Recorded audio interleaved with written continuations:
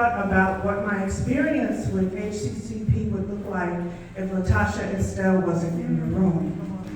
I would not have gone to Essence Fest. I would not have been sponsored for Black Romance Book Fest last year. I would not be here.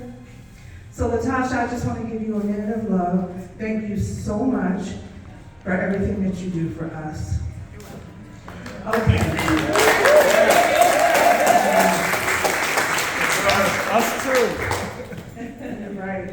Okay, so my novel that comes out September 8th is Writer in Residence.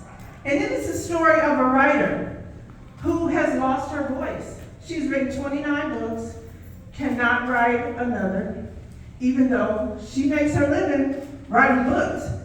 When you make your living writing books, like I do, you better put some words down. Because somebody ain't gonna eat, some bills not gonna get paid, but Alex is really struggling. And at the point where she's really struggling, she gets 2 emails.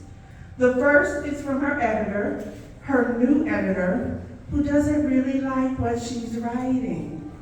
We're gonna go in a different direction. I need you to submit 100 pages of something new.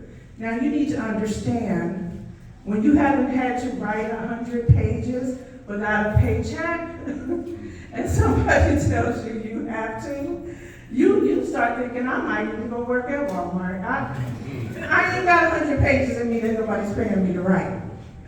The other email is from Ancestry, and that email tells her that she has a first cousin match that she should not have. This girl's mama, somebody lying about who her daddy was. And so Alex is at like this pivotal moment in her life where she's trying to move forward with her writing, but she has to look back at her past and her history and doesn't realize how much of who she is today, where she is stuck today, is dependent on her unlocking what this family secret is. I like writing books with family secrets because I'm kind of messy.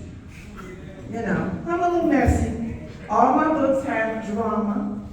Somebody keeping something that they really should have let go of. Somebody holding on to something. And my readers love it. They love uncovering the secret. And so I'm going to say to you that the reasons why I would love for you to stock Writer in Residence in your bookstore, aside from the fact that like I need to get paid, is because there are many of us that are struggling with some of the same things. You may not be getting emails from a publisher. It may be like your boss. What about that 500,000 Black women that got the email that told them on the federal level that they did not have their jobs? Right? These emails happen. Emails that change your life, change your career, change the trajectory of your career, happen every day.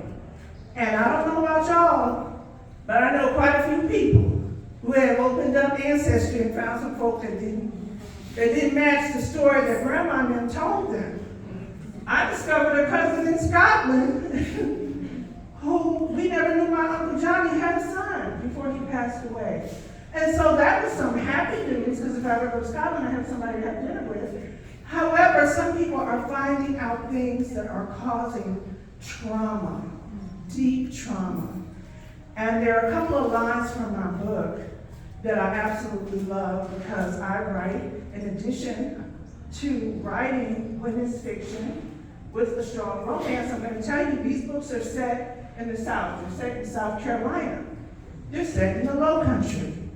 They're set in Gullah Geechee territory. So let's go there, right? Talk about people who need more attention, who need more space on pages of a book. And so so Alex discovers, gets this residency, loves up on this residency. I call it Providence, not luck really. This residency, and she has an opportunity to work with some children in the Gullah Geechee community.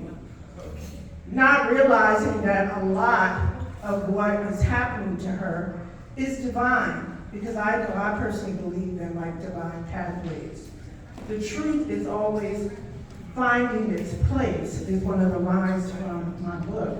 And that trauma has its own trauma. Secrets are their own kind of trauma, which is something that Alex learns from a beautiful elder Gullah Geechee woman that she develops a relationship with in this book.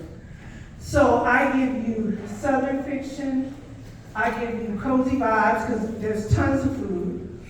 The Low Country is not unlike New Orleans, right? If you can think of two places that are similar in this country, it's going to be New Orleans and it's going to be the South Carolina Low Country.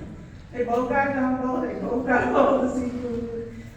And so, Alex, so I give you the South Carolina Low Country, I give you Gullah Geechee, I give you women's fiction, and baby, let me tell you something that never not exists in a rhondamcknight book.